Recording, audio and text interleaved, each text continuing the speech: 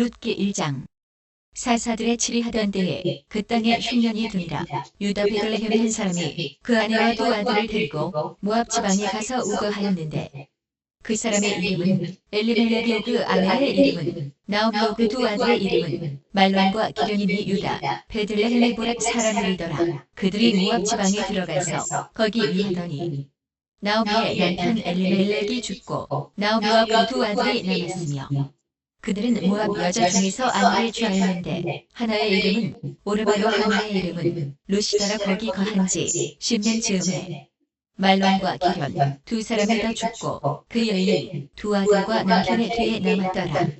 그가 모압 지방에 있어서 여호와께서 자기 백성을 권고하사 그들에게 양식을 주셨다 함을 들었으므로 이에 두 자부와 함께 일어나 모압 지방에서 돌아오려 하여 있던 곳을 떠나고 두 자부도 그와 함께하여 유다 땅으로 돌아오려고 길을 행하다가 나오미가 두 자부에게 이르되 너희는 각각 어미의 집으로 돌아가라. 너희가 죽은 자와 나를 상대한 것 같이 여호와께서 너희를 상대하시기를 원하며 여호와께서 너희로 각각 남편의 집에서 평안함을 얻게 하시기를 원하노라 하고 그들에게 입맞춤에 그들이 소리를 높여 울며 나오미에게 이르게 하느니이다.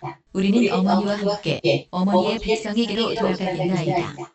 나오미가 가로되 내 딸들아 돌아가라. 너희가 어찌 나와 함께 가려느냐. 나의 태중에 너희 남편들 아들들이 오히려 있느냐. 내 딸들아 돌이켜 너희 길로 가라. 나는 늙었으니 남편을 두지 못할지라. 가령 내가 소망이 있다고 말한다든지 오늘 밤에 남편을 두어서 아들들을 생산한다 하자. 너희가 어찌 그것을 인하여 그들의 자라기를 기다리겠느냐. 어찌 그것을 인하여 남편 두기를 멈추겠느냐. 내 딸들아 그렇지 아니하니라. 여호와의 손이 나를 치셨으므로 나는 너희로 인하여 더욱 마음이 아프도다. 그들이 소리를 높여 다시 울더니 오르바는 그 시모에게 입맞추되 룻은 그를 붙쫓았더라. 나오미가 또 가로되 보라. 내 동서는 그 백성과 그 신에게로 돌아가느니 너도 동서를 따라 돌아가라. 룻이 가로되 나로 어머니를 떠나며 어머니를 따르지 말고 돌아가라. 강권하지 마옵소서. 어머니께서 가시는 곳에 나도 가고 어머니께서 유숙하시는 곳에서 나도 유숙하겠나이다. 어머니의 백성이 나의 백성이 되고 어머니의 하나님이 나의 하나님이 되시리니 어머니께서 죽으시는 곳에서 나도 죽어 거기 장사될 것이라. 만일 내가 죽는 일 외에 어머니와 따르면 여호와께서 내게 벌을 내리시고 더 내리시기를 원하나이다. 나오미가 룻의 자기와 함께 가기로 굳게 결심함을 보고 그에게 말하기를 그치니라. 이에 그 두 사람을 위하여 베들레헴까지 이르니라. 베들레헴에 이르되 온 성읍이 그들을 인하여 떠들며 이르기를 네가 나오미냐 하는지라. 나오미가 그들에게 이르되 나를 나오미라 칭하지 말고 마라라 칭하라. 이는 전능자가 나를 심히 괴롭게 하셨음이니라. 내가 풍족하게 나갔더니 여호와께서 나로 피어 돌아오게 하셨느니라. 여호와께서 나를 징벌하셨고 전능자가 나를 괴롭게 하셨거늘 너희가 어찌 나를 나오미라 칭하느냐 하니라. 나오미가 모압 지방에서 그 자부 모압 여인 룻과 함께 돌아왔는데 그들이 보리 추수 시작할 때에 베들레헴에 이르렀더라.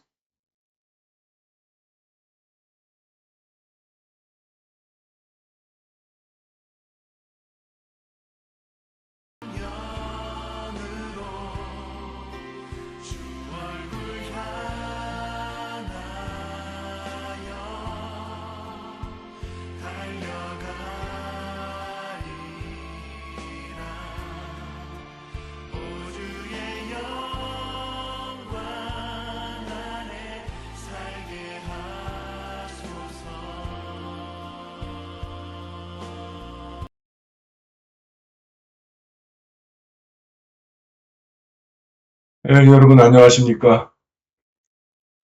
네, 오늘도 큐티의 자리에 오신 여러분들을 주님의 이름으로 환영합니다. 오늘은 룻기 1장입니다. 함께 보시죠.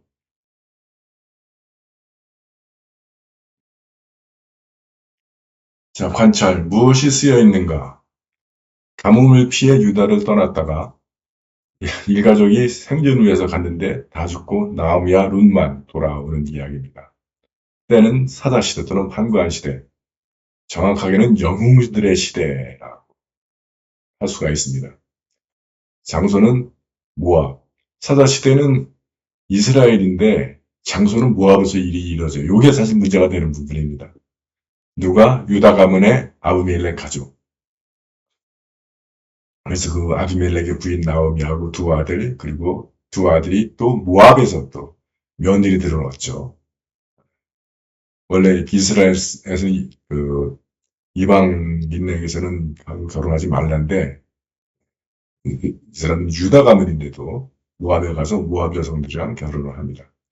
무엇을 가뭄을 피해 갔다가 어떻게 모두 죽고 나오미와 룻만 귀환.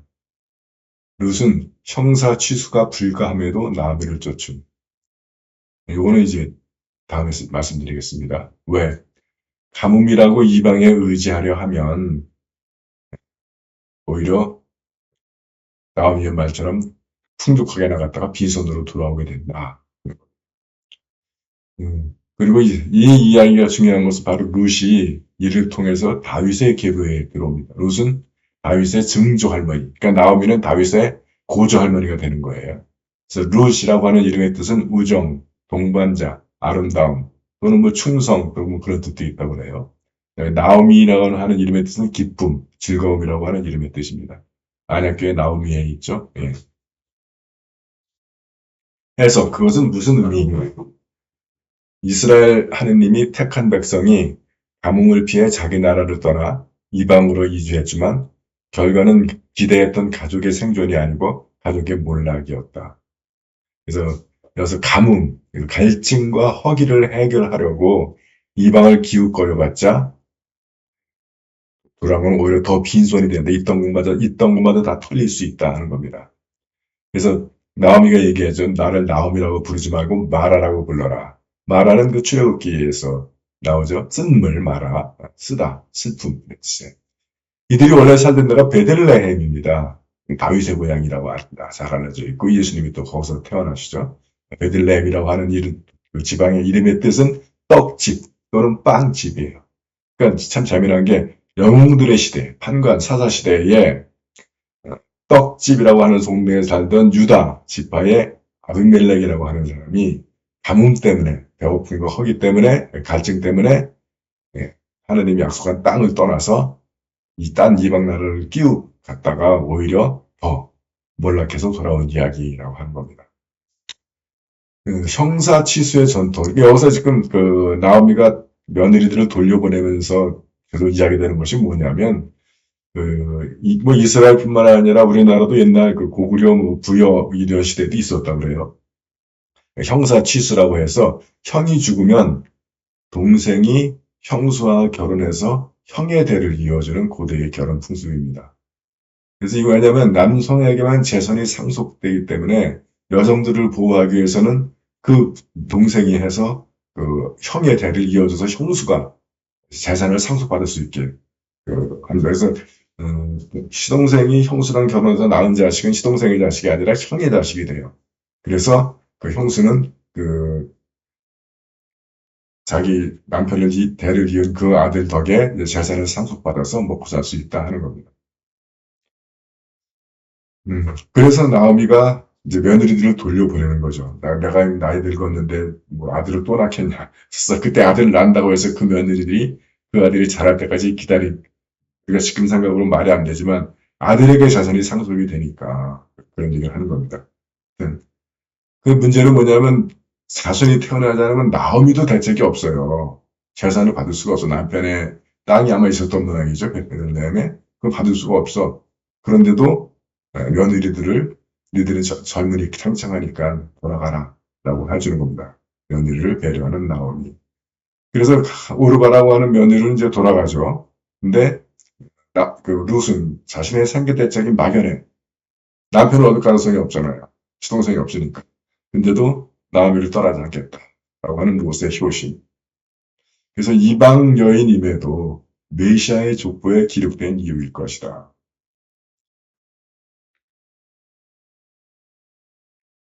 자, 그것은 내게 무슨 의미인가? 첫 번째, 영적 갈증과 허기를 채우기 위해서 여기저기 기웃거려 봐야 나오미가 기쁨이 말아, 고통, 슬픔, 쓴 이게 돼버린다는 거예요. 그래서 지금 우리가 하는 게 뭡니까? 내 삶에서 물을 마셔라. 제가 보니까 뭐 우리 성공의 신부들은 물론 천주교도 더 하지만 선교가 약하다 보니까 여러 사람들이 여기저기 끼웃거리는 분들이 많이 계신 것 같은데 저는 아주 그냥 물가에 내려놓은 것 같아. 막 너무 그 분별력이 떨어지니까 이것저것 막 그냥 가져와가지고 걱정됩니다. 그래서 오히려 처음에는 아주 조금 있던 것 않고 떠났지만 올 때는 그것이 다 풀려가지고 돌아올 수 있는 그런 상황이 될 수 있어요.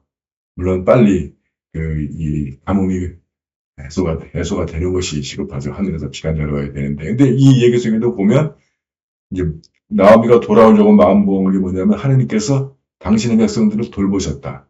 근데 당신의 백성을 돌보신 게 이스라엘 땅에 있는 백성들만 당신의 백성이에요. 모압에 가고 한 사람들은 계산이 안 들어가는 거예요. 그러니까 그 자리에 그냥 가만히 있었으면 되는 거야. 근데 괜히 모압 가는 바람에 예, 나오미가 마라가 되어버렸죠. 내가 어려움에 처했을 때도 다른 사람을 배려하는 마음씨. 이게 하나님의 사람들이겠죠. 그래서 결국 나오미는 다윗의 고조 할머니가 되는 거죠. 메시아의 역사에 참여하는 데는 위험 부담이 따른다. 룻 같은 경우 생계가 막막한데 그럼에도 불구하고 그 시어머니에 대한 효심을 포기하지 않는 그런 위험을 함으로써 메시아의 역사에 참여하게 됩니다. 오늘날도 그렇죠. 그래서 그런 위대한 역사를 위해서는 위대한 헌신이 필요하다. 다른 말로 하면 우리가 헌신하는 만큼 역사가 일어난다. 또는 다른 말로 하면 우리가 헌신하는 만큼 축복받는다. 이렇게 말씀드릴 수가 있습니다. 스페이스에 맞춰서는 저렇게 뽑을 게 없어. 고백해야 할 죄, 가뭄을 피해 이방으로 이주한 것. 이건 피해야 할 행동, 뭐 둘 다 해야 될 것 같아요. 붙잡아야 할 약속 없고, 여기에는 없지만 굳이 뽑는다면 하나님이 주신 땅을 떠나지 마라. 뭐 가뭄이나 뭐 홍수가 났다고 해서 뭐 그런 얘기할 수 있겠죠. 순종의 열 명령. 본받아야 할 모범은 역시 며느리들을 배려하는 나오미야 나오미에게 책임을 다하는 룻 이렇게 볼 수 있겠습니다. ABCD에 맞춰서 보면 제목 여러분들은 어떻게 뽑으십니까? 저는 나오미와 룻의 사랑 뭐 이렇게 뽑을 수 있을 것 같고 또는 가뭄 들었다고 이방 땅 기웃거려 봐요. 저는 신부니까 그 제목을 뽑고 싶어요. 감명 깊은 구절. 예, 룻의 고백이죠. 어머니의 백성이 나의 백성이 되고 어머니의 하느님이 나의 하느님이 되시리니. 예, 이제 자기 모아 버리고 하느님의 백성 속에 들어가겠다는 거죠. 도전되는 말씀. 13절을 뽑았습니다. 여호와의 손이 나를 찢었으므로 나는 너희로 말미암아 더욱 마음이 아프도다. 자기도 어려운 상황에 처했지만 바로 앞날이 창창한 며느리들 생각하면서 그들 때문에 마음 아프고 그들을 배려하는 나오미의 마음. 내가 어려울 때 나도 이럴 수 있을까? 그런 겁니다. 중요한 구절. 내가 풍족하게 나갔더니 여호와께서 내게 기어 돌아오게 하셨느니라. 그래서 나오미가 마라가 됐죠.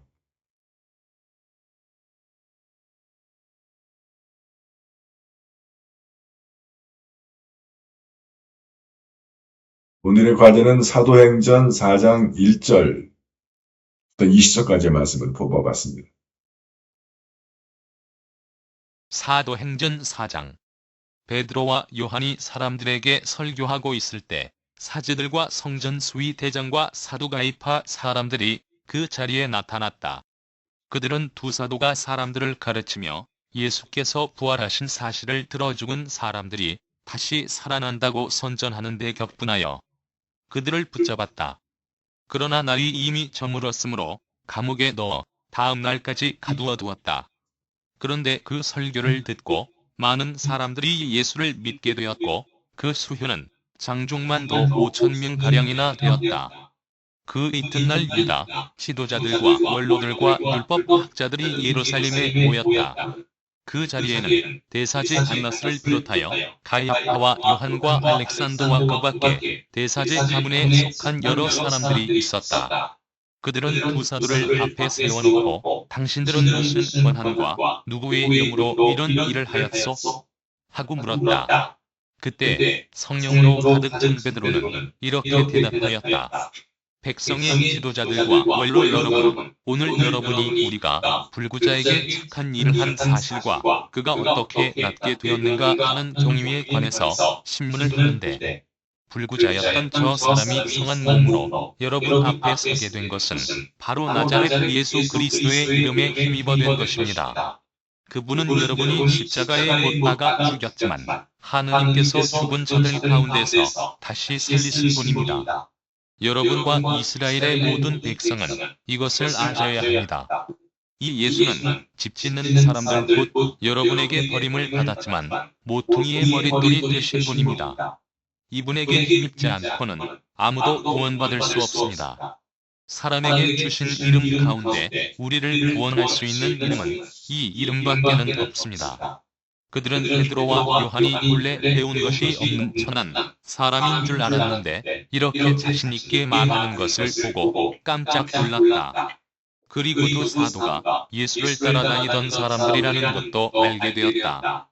그러나 전에 불구자였던 사람이 성한 몸으로 그 자리에 서 있는 것을 보고는 아무 말도 하지 못하였다. 그래서 그들은 베드로와 요한을 의회에서 나가게 한 다음 자기네끼리 대책을 의논하였다. 저 사람들을 어떻게 하면 좋겠습니까? 저 사람들이 놀라운 기적을 나타냈다는 사실은 예루살렘에 사는 사람이면 다 아는 터이고 우리도 또한 그것을 부정할 수가 없습니다. 이 일이 사람들에게도 퍼져나가서는 안 되겠으니 다시는 아무에게도 예수의 이름으로 말하지 말라고 그들에게 단단히 경고해 둡시다. 그리고도 사도를 다시 불러들여 예수의 이름으로는 절대로 말하지도 말고 가르치지도 말라고 명령하였다. 그러나 베드로와 요한은 그들에게 우리가 하느님의 말씀보다 당신들의 말을 듣는 것이 하느님 보시기에 옳은 일이겠는지 한번 판단해 보시오. 우리는 보고 들은 것을 말하지 않을 수가 없습니다. 하고 대답하였다.